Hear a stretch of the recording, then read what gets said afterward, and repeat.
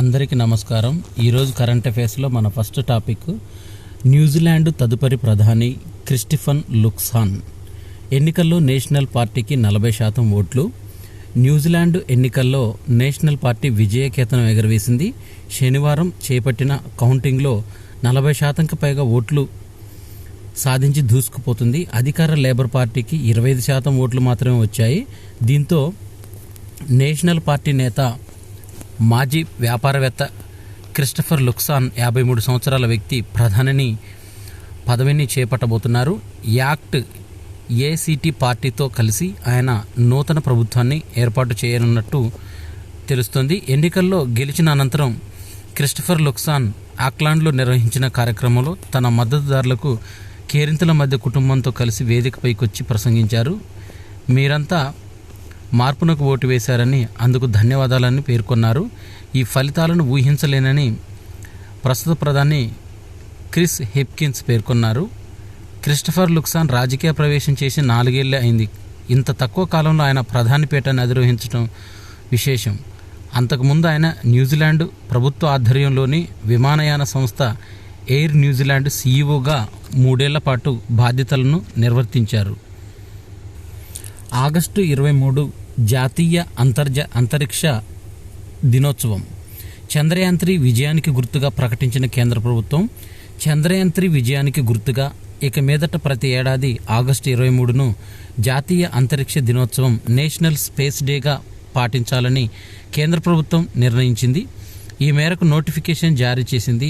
August 23న Vikram lander Pragyan rover జాబిల్లి దక్షిణ ధ్రువం పైన విజయవంతంగా దిగినందుకు గుర్తుగా ఆ రోజును జాతీయ అంతరిక్ష దినోత్సవంగా పాటించాలని నిర్ణయించినట్లు పేర్కొంది. ఈ చారిత్రక ఘట్టం వల్ల రానున్న రోజుల్లో మానవాళికి ఎంతో ప్రయోజనం కలుగనుంది కేంద్ర ప్రభుత్వం పేర్కొంది. అంతరిక్షం ప్రయోగాల్లో దేశం సాధించిన అరుదైన మైలురాయిగా దీన్ని అభివర్ణించింది. ఇది యువతను సైన్స్ అండ్ టెక్నాలజీ, ఇంజనీరింగ్ వైపు ఆకర్షించి అంతరిక్ష రంగానికి మరింత ఊతమిస్తుందని కేంద్ర ప్రభుత్వం చెందిన అంతరిక్ష విభాగం అభిప్రాయపడింది. G20 పార్లమెంటరీ స్పీకర్ల సదస్సు P20 ఢిల్లీలో జరిగింది.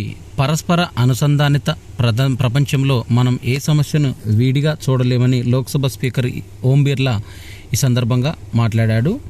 శనివారం ఆయన మాట్లాడుతూ 2 రోజుల పాటు జరిగిన ఈ చర్చల్లో అనేక మంది సభ్యులు ఇటీవల భౌగోళిక రాజకీయ పరిణామాలను, ప్రపంచ సవాళ్లను, ఆర్థిక సమస్యలను సంబంధించిన అంశాలను లేవనెత్తిన ఓం బిర్లా గుర్తు చేశారు. ఈ సందర్భంగా చాలామంది సభ్యులు పశ్చిమాసియా పరిస్థితిని ప్రస్తావించగా మరికొందరు బహుళపక్షవాదాన్ని బలోపేతం చేయడంతో అంతర్జాతీయ వాణిజ్యాన్ని ప్రోత్సహించాల్సిన అవసరం, స్థితిస్థాపక సరఫరా గొలుసుల ఆవశ్యకత గురించి మాట్లాడారు.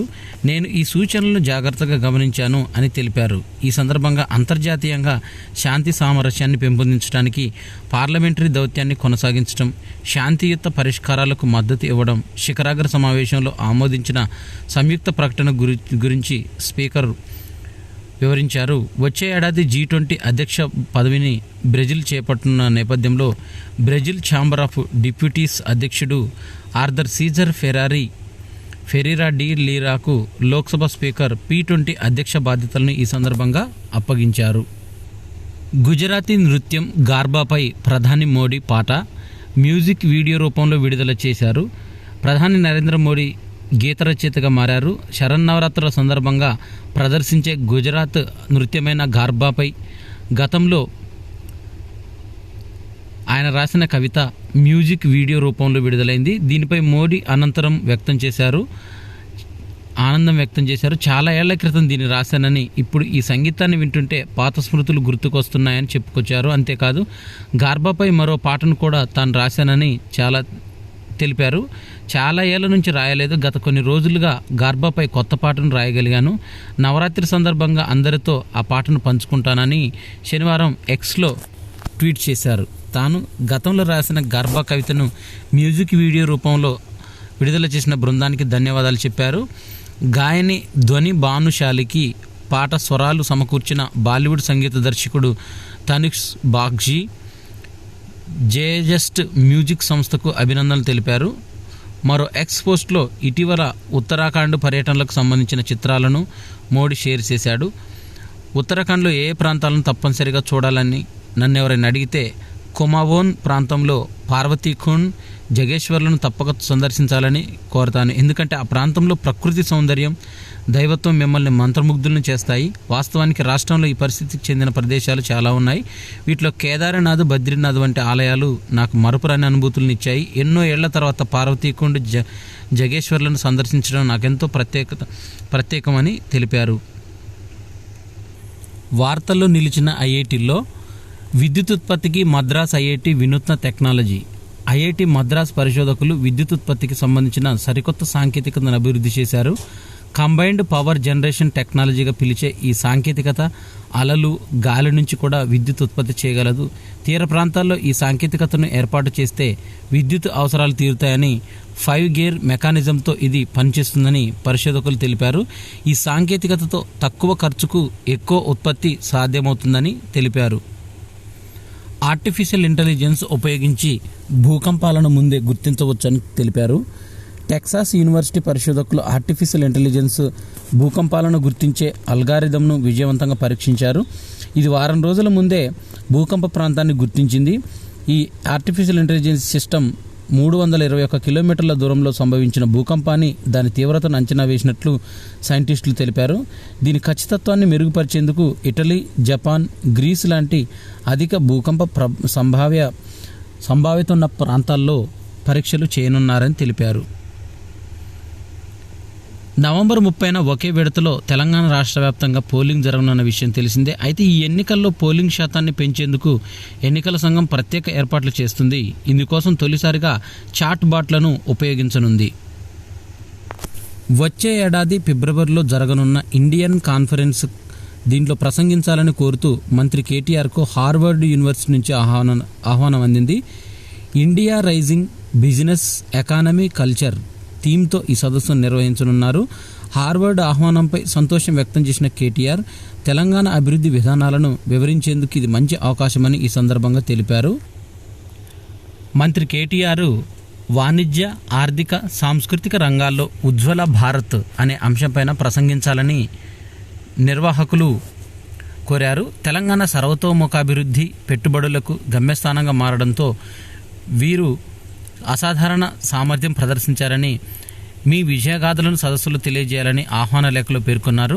సదస్సులో విద్యార్థులు, విద్యావేత్తలు, వ్యాపారవేత్తలు, విధాన నిపుణులతో సహా 1000 మంది జాతీయ ప్రవాస ప్రముఖుల పాల్గొంటారని, హార్వర్డ్ విశ్వవిద్యాలయం నుంచి ఆహ్వానం అందడం పట్ల మంత్రి కేటీఆర్ సంతోషం వ్యక్తం చేశారు.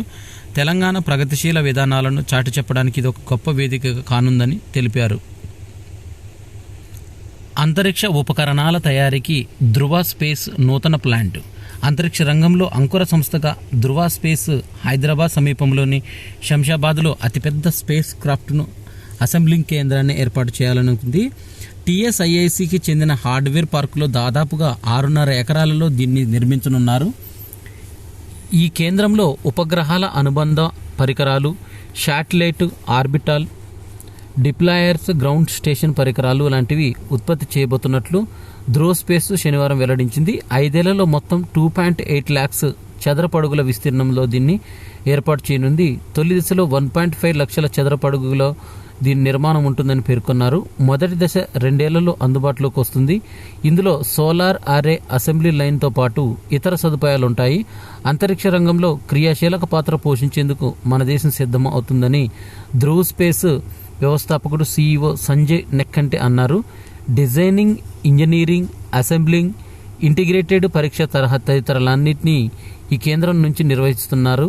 ధృవ స్పేస్ పూర్తి స్థాయిలో అంతరిక్ష కంపెనీగా మారేందుకు ఇది ఎంతగానో తోడ్పడుతుందని అన్నారు.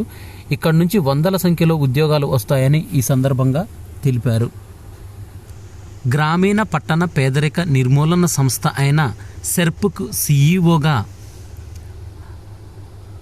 గ్రామీణాభివృద్ధి, పంచాయతీరాజ్ ముఖ్య కార్యదర్శి అయిన దీప్ కుమార్ సుల్తానియాను నియమించారు. CEOగా రాష్ట్ర ప్రభుత్వం అదనపు బాధ్యతలను అప్పగించింది. ఆయనతో మరో 2 IASల అదనపు బాధ్యతలను అప్పగిస్తూ ప్రభుత్వ ప్రధాన కార్యదర్శి శాంతికుమారి శుక్రవారం ఉత్తర్వులు జారీ చేశారు. జీహెచ్ఎంసీ అదనపు కమిషనర్ శృతి ఓజాకు మహిళా శిశు సంక్షేమ శాఖ ప్రత్యేక కార్యదర్శిగా, కమిషనర్గా, ఐటీ శాఖ ముఖ్య కార్యదర్శిగా జేఎస్ రంజన్కు చేనేత జౌళి శాఖలను కార్యదర్శిగా అదనపు బాధ్యతలను అప్పగించారు. ఎన్నికల సంఘం ఆదేశాలతో పలువురు ఐఏఎస్ అధికారులను బదిలీ చేయాల్సి రావడంతో వారి స్థానంలో ఈ మేరకు ఇన్ఛార్జి అధికారులను నియమించారు. హైటెక్స్లో క్రికెట్ మ్యాచ్లో వీక్షణానికి నిర్మించిన భారీ బాహుబలి తెరకు ప్రపంచ రికార్డు లభించింది.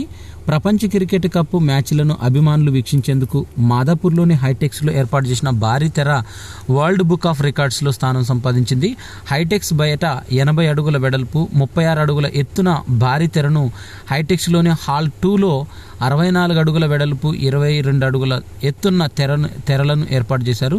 ఈ కార్యక్రమంలో ముఖ్య అతిథిగా నటి శ్రేయా శరణ్ తెరను ఆవిష్కరించారు. ఈ సందర్భంగా అంధ క్రికెట్లకు బ్యాట్లు, బంతులు అందజేశారు. కార్యక్రమంలో Pernod Ricard India limited Telangana, AP region head Anant Swaroop, marketing head Navneet Rao తదితరులు పాల్గొన్నారు. హైటెక్స్లో భారీ తెర రికార్డ్స్ పతాకాన్ని అందుకుంటున్న సినీ నటి శ్రేయ. ఆస్కార్ రేజ్లో మిషన్ రాణిగంజ్. ఆస్కార్ రేస్లో హిందీ చిత్రం మిషన్ రాణిగంజ్ను ప్రవేశపెట్టారు. టీను సురేష్ దేశాయ్ దర్శకత్వంలో అక్షయ్ కుమార్, పరిణితి చోప్రా హీరోయిన్లుగా నటించిన చిత్రం మిషన్ రాణిగంజ్. ఈ నెల 6న విడుదలైన ఈ సినిమా వసూళ్ల పరంగా చెప్పుకోదగ్గ విషయం లేనప్పటికీ మేకింగ్ పరంగా మెప్పించింది. పశ్చిమ బెంగాల్లోని ఓ బొగ్గు గనిలో వరదలు సంభవించినప్పుడు జస్వంత్ సింగ్ గిల్ అనే ఇంజనీర్ 65 మంది కార్మికులను ఏ విధంగా రక్షించాడు అన్నదే ఈ చిత్ర కథ. జస్వంత్ సింగ్ గిల్గా అక్షయ్ కుమార్ నటించారు. ఇక 96వ ఆస్కార్ అవార్డ్స్ పోటీకి జనరల్ కేటగిరీలో ఇండిపెండెంట్గా ఆస్కార్ నామినేషన్ కోసం ఈ చిత్రం యూనిట్ దరఖాస్తు చేసిందని బాలీవుడ్ టాక్. ఇదే తరహాలో ఆర్ఆర్ఆర్ చిత్రం కూడా ఆస్కార్ రేసులో నిలిచి బెస్ట్ ఒరిజినల్ సాంగ్ విభాగంలో అవార్డులను గెలుచుకుంది. మరి మిషన్ రాణిగంజ్కు ఆస్కార్ నామినేషన్ దక్కుతుందా? నామినేషన్ దక్కించుకుంటే ఆర్ఆర్ఆర్ ఆస్కార్ని తీసుకొచ్చినట్లే ఈసారి ఈ సినిమా తెస్తుందా అనేది 2024 మార్చిలో తెలిసిపోతుంది. మార్చి 10న ఆస్కార్ అవార్డుల ప్రదానం జరగనుంది. మరోవైపు ఉత్తర విదేశీ చిత్రం విభాగంలో నామినేషన్ కోసం మలయాళ చిత్రం 2018 పోటీలో ఉన్న విషయం తెలిసిందే. అసోచామ్ తెలంగాణ సహా చైర్మన్గా శ్రీధర్ పిన్నపరెడ్డి. అసోచామ్ తెలంగాణ రాష్ట్ర అభివృద్ధి కౌన్సిల్ సహా చైర్మన్గా శ్రీధర్ పిన్నపరెడ్డి ఎంపికయ్యారు. డేటా కేంద్రాలను నిర్వహించే control S data centers cloud four C వ్యవస్థాపకులు సీఈఓ అయిన శ్రీధర్ 2023-24 ఏడాదికి ఈ బాధ్యతలను నిర్వహిస్తారు. గతంలో ద ఇండస్ ఎంటర్ప్రెన్యూర్ ట్రై గ్లోబల్ సమ్మిట్ చాప్టర్కు అధ్యక్షుడు, చైర్పర్సన్గాను సేవలందించారు. ఈ సందర్భంగా శనివారం అసోచామ్ తెలంగాణ విభాగం నిర్వహించిన తొలి కౌన్సిల్ సమావేశంలో అసోచామ్ తెలంగాణ రాష్ట్ర అభివృద్ధి మండలి చైర్మన్ కటారు రవికుమార్ రెడ్డి మాట్లాడుతూ ప్రధాన పరిశ్రమల్లోని అవకాశాలను అన్వేషించేందుకు ప్రభుత్వాలతో కలిసి పనిచేస్తామని ఈ సందర్భంగా తెలిపారు. 2036 ఒలింపిక్స్ ఆతిథ్యంపైన భారత్ దృష్టి సారిస్తుంది. ఇంటర్నేషనల్ ఒలింపిక్ కమిటీ సెషన్స్లో ప్రారంభంలో ప్రధాని నరేంద్ర మోడీ వెల్లడించారు. విశ్వ క్రీడల ఆతిథ్యంపైన భారత దృష్టి పెట్టినట్లు ప్రధానమంత్రి నరేంద్ర మోడీ చెప్పారు. 2036లో నిర్వహించే ఒలింపిక్స్ నిర్వహించేందుకు భారత ప్రభుత్వం ఆసక్తిగా ఉందన్నారు. అంతర్జాతీయ ఒలింపిక్ కమిటీ ఐఓసీ సెషన్స్లో ప్రారంభోత్సవం సందర్భంగా ఇక్కడికి విచ్చేసిన మోడీ మాట్లాడుతూ ఒలింపిక్స్ నిర్వహణ కోసం భారతీయులంతా ఎదురుచూస్తున్నారు. 2036 ఒలింపిక్స్కు ఆతిథ్యం ఇచ్చే ప్రణాళికల్లో ఉన్నాం. ఇది 140 కోట్ల భారతీయుల కళ. దీన్ని ఇంటర్నేషనల్ ఒలింపిక్స్ కమిటీ సహకారంతో సాకారం చేస్తామని, దీనికంటే ముందు 2029లో యూత్ ఒలింపిక్స్కు ఆతిథ్యం ఇచ్చేందుకు మేము రెడీగా ఉన్నామని మోడీ అన్నాడు. క్రీడా స్ఫూర్తి అనేది విశ్వవ్యాప్తమని, ఇందులో పరాజితులు ఎవరు ఉండరని, కేవలం విజేతలు నేర్చుకునే వారే ఉంటారని మోదీ చెప్పారు. 141వ ఇండియన్ ఒలింపిక్స్ కమిటీ సెషన్స్లో శనివారం నుంచి 3 రోజుల పాటు జరుగుతాయి. 2028 లాస్ ఏంజల్స్లో ఒలింపిక్స్లో కొత్త క్రీడాంశాలను చోటు కల్పించడం, ఓటింగ్కి ఆమోదం తదితర నిర్ణయాలను international Olympic committee executive board తీసుకుంటుందని ఐఓసీ అధ్యక్షుడు థామస్ బాచ్తో కలిసిన మోడీ ఈ సందర్భంగా తెలిపారు. ఫెనెస్టా ఓపెన్ జాతీయ టెన్నిస్ ఛాంపియన్షిప్లో తెలంగాణ ప్లేయర్ బసిరెడ్డి రిషితారెడ్డి, కటకం హృతిక్ మెరిశారు. రిషిత అండర్-16 బాలికల సింగిల్స్ విభాగంలో, హృతిక్ అండర్-14 బాలుర సింగిల్స్ విభాగంలో ఛాంపియన్స్గా నిలిచారు. శనివారం ఇక్కడ డిఎల్టీఏ కాంప్లెక్స్లో జరిగిన ఫైనల్స్లో రిషిత 6-4, 6-3తో ఐషీ బిస్త్ ఢిల్లీపైన గెలిచింది. హృతిక్ 6-4, 6-3తో ప్రకాశ్ శరణ్ కర్ణాటక అభ్యర్థిపైన విజయం సాధించారు. ఇక వరల్డ్ కప్ క్రికెట్కు సంబంధించిన అంశాలు చూసినట్టయితే నిన్న జరిగిన పాకిస్తాన్ వర్సెస్ ఇండియా మ్యాచ్లో భారత్ 8వ విజయాన్ని సాధించింది. వన్డే ప్రపంచ కప్లో పాకిస్తాన్పై భారత్ సాధించిన విజయాలు 8. ఇప్పటి వరకు ఒక్కసారి కూడా టీమిండియా ఓడిపోలేదు. 11 వన్డే ప్రపంచ కప్పుల్లో రోహిత్ 50కి పైగా పరుగులు చేసిన సందర్భాలున్నాయి. 1 కెప్టెన్గా బాబర్ ఆజం ప్రపంచ కప్లో తొలి అర్ధ సెంచరీ నమోదు చేశాడు. 303 వన్డేల్లో రోహిత్ సిక్సర్లు, పాక్తో మ్యాచ్లో 6 సిక్సర్లు బాదిన హిట్స్ మ్యాన్ వన్డేల్లో 300కు పైగా సిక్సర్లు కొట్టిన తొలి భారత బ్యాటర్గా నిలిచారు. ఓవరాల్గా ఆఫ్రిది 351, గేల్ 331, తర్వాత రోహిత్ 3వ స్థానంలో ఉన్నారు. పాక్పై భారత విజయంలో మిగిలిన బంతుల పరంగా వన్డేల్లో పాక్పై భారత్కి ఇది 2వ అతిపెద్ద విజయం. 117 బాళ్లకు విజయం సాధించటం. ఈ మ్యాచ్లో పాకిస్తాన్ ఇన్నింగ్ చూసినట్టయితే మొత్తం 42.5 ఓవర్లలో ఆల్అవుట్ అయ్యాయి. మొత్తం 191 స్కోరుతోని ఇండియా ఇన్నింగ్స్ మొత్తం 30.3 ఓవర్లలో 3 వికెట్ల నష్టంతో 192 పరుగులు చేసి విజయాన్ని సాధించింది. ఈ మ్యాచ్లో రోహిత్ శర్మ 86, 63 బంతుల్లో 4 సిక్స్లు, 6 ఫోర్లు, 6 సిక్స్లు మోత మోగించాడు. ఇక ఈ మ్యాచ్లో హైలైట్స్ చూసినట్టయితే ప్లేయర్ ఆఫ్ ద మ్యాచ్ దక్కిన వ్యక్తులు గతంలో సచిన్ టెండూల్కర్ 3 సార్లు ప్లేయర్ ఆఫ్ ద మ్యాచ్గా దక్కారు. 1992, 2003, 2001లో player of the match. Next Navjot Sidhu 1996లో, వెంకటేష్ ప్రసాద్ 1999, విరాట్ కోహ్లీ 2015, రోహిత్ శర్మ 2019, జస్ప్రీత్ బుమ్రా 2023లో player of the match Pakistan పైన దక్కింది వీరికి. ఈ సందర్భంగా రికార్డ్ అయిన కొన్ని వన్డే వరల్డ్ కప్లో భారత్కు అత్యధిక పరుగులు చేసిన క్రికెటర్లో రోహిత్ శర్మ 2వ స్థానంలో నిలిచారు. ఈ లిస్టులో మొదటి స్థానంలో సచిన్ టెండూల్కర్ 2278 స్కోరు ఉండగా, కోహ్లీని 1186 స్కోర్ను అధిగమించి రోహిత్ శర్మ 1195 చేసి 2వ స్థానానికి చేరుకున్నారు. ఇవాళ పాకిస్తాన్తో జరిగిన మ్యాచ్ల్లో రోహిత్ 86 రన్స్ చేశారు. దీంతో కోహ్లీ రికార్డును అధిగమించారు. Team India spinner Kuldeep Yadav world రికార్డును సృష్టించాడు. వన్డేల్లో అత్యధిక వికెట్లు 157 పడగొట్టిన ఎడమ చేతి వాటం మణికట్టు స్పిన్నర్గా నిలిచారు. ఇప్పటి వరకు ఈ record Australia spinner Brad Hogg పేరిట ఉండేది. ప్రస్తుతం పాకిస్తాన్తో జరుగుతున్న వరల్డ్ కప్ మ్యాచ్లో కుల్దీప్ ఈ ఘనత సాధించారు. టీమిండియా కెప్టెన్ రోహిత్ శర్మ వన్డేల్లో మరో ఘనత సాధించారు. పాకిస్తాన్తో జరిగిన మ్యాచ్లో 300 సిక్సర్ల మైలురాయిని అందుకున్నారు. ఈ రికార్డు సాధించిన 3వ క్రికెటర్గా రోహిత్ నిలిచారు.